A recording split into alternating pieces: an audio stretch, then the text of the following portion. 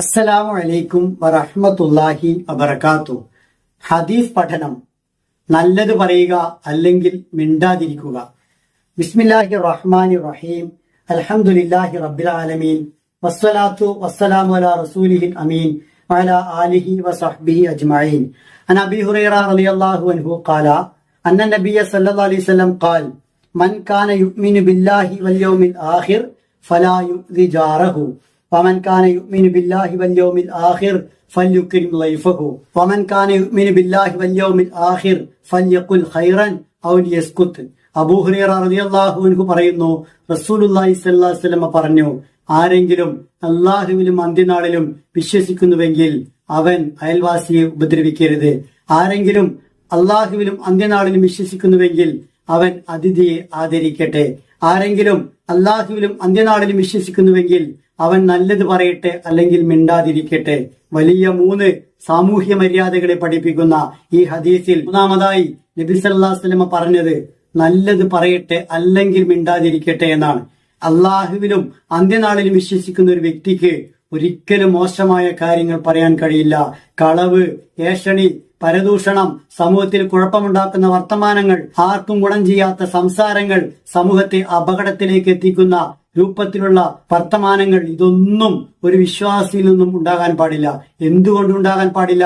അവൻ അള്ളാഹുവിൽ വിശ്വസിക്കുന്നു. അതുകൊണ്ട് അവൻ അന്ത്യനാളുണ്ട് എന്ന ഉറച്ച ബോധ്യമുണ്ട്. അതുകൊണ്ട് ഞാൻ ഇവിടെ എന്ത് പറഞ്ഞാലും എന്ത് പ്രവർത്തിച്ചാലും ഉത്തരം പറയേണ്ട ഒരു ലോകത്തേക്ക് എത്തേണ്ടവനാണ് എന്ന നല്ല ഉറച്ച വിശ്വാസം കൊണ്ട് നല്ലതേ വിശ്വാസി പറയാവൂ, നല്ലതേ അവന്റെ നാവിൽ നിന്ന് വരാവൂ.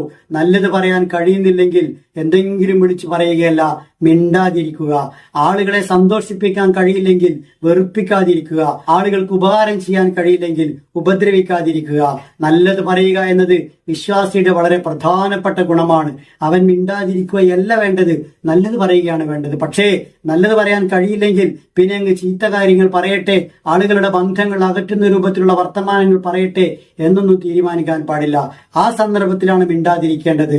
നല്ലത് പറയുന്ന, നന്മ തത്തിക്കളിക്കുന്ന നല്ല നാവിന്റെ ഉടമയാകണം ഓരോ വിശ്വാസിയും. നല്ലത് പറയുന്നവനും സത്യം പറയുന്നവനും ശരി പറയുന്നവനും മാത്രമായല്ല വിശ്വാസി മാറേണ്ടത്, അതിന് മറ്റുള്ളവരെ പ്രേരിപ്പിക്കുക കൂടി വേണം.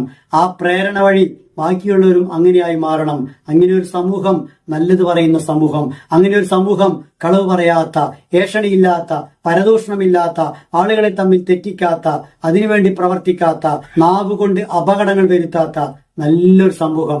അത്തരം സമൂഹത്തിന്റെ സൃഷ്ടിക്ക് അള്ളാഹുവിന്റെ പ്രവാചകൻ വളരെ ഗുണപരമായ ഒരു ഉപദേശമാണ് ഈ നൽകിയിരിക്കുന്നത്. നാവുണ്ടല്ലോ എന്ന് കരുതി എന്തും പറയാമല്ലോ എന്ന് കരുതി അങ്ങനെ പറഞ്ഞു കൂട്ടുന്നവർ അറിയേണ്ടതുണ്ട്. ഇതെല്ലാം കൃത്യമായി രേഖപ്പെടുത്തുന്നുണ്ട്. മായൽഫിലുമിൻ ഖൗലിൻ ഇല്ലാ ലദൈഹി റഖീബുൻ അതീദ്. സുസജ്ജനായ ഒരു നിരീക്ഷകനില്ലാതെ ഒരാൾക്കും ഒരു വാക്കുപോലും ഉച്ചരിക്കാൻ കഴിയില്ലെന്ന് സൂറത്ത് ഖാഫിൽ അള്ളാഹു വ്യക്തമാക്കുന്നുണ്ട്. ഇൻ കുല്ലു നഫ്സിൻ ലമ്മാ അലൈഹാ ഹാഫിൽ. ഓരോരുത്തരുടെ മേലും ഓരോ സംരക്ഷകനുണ്ട് എന്ന് സൂറത്ത് ത്വാരിഖിൽ അള്ളാഹു പറയുന്നുണ്ട്. വിശുദ്ധ ഖുർആനിലെ 6-ാം അധ്യായം സൂറത്തുൽ അൻആമിലെ 59-ാമത്തെ സൂക്തത്തിൽ അള്ളാഹു പറയുന്നുണ്ട്, വഇൻദഹു മഫാത്തിഹുൽ ഗൈബി ലാ യഅലമുഹാ ഇല്ലാ ഹുവ വയഅലമു മാ ഫിൽ ബർരി വൽ ബഹ്രി വമാ തസ്ഖുതു മിൻ വറഖത്തിൻ ഇല്ലാ യഅലമുഹാ വലാ ഹബ്ബത്തിൻ ഫീ ദുലുമാത്തിൽ അർളി വലാ റത്ബിൻ വലാ യാബിസിൻ ഇല്ലാ ഫീ കിതാബിൻ മുബീൻ. അഭൗതിക കാര്യങ്ങളുടെ താക്കോലുകൾ അള്ളാഹുവിന്റെ വശമാണ്. അവനല്ലാതെ അതറിയുകയില്ല. കരയിലും കടലിലുമുള്ളതെല്ലാം അവൻ അറിയുന്നു.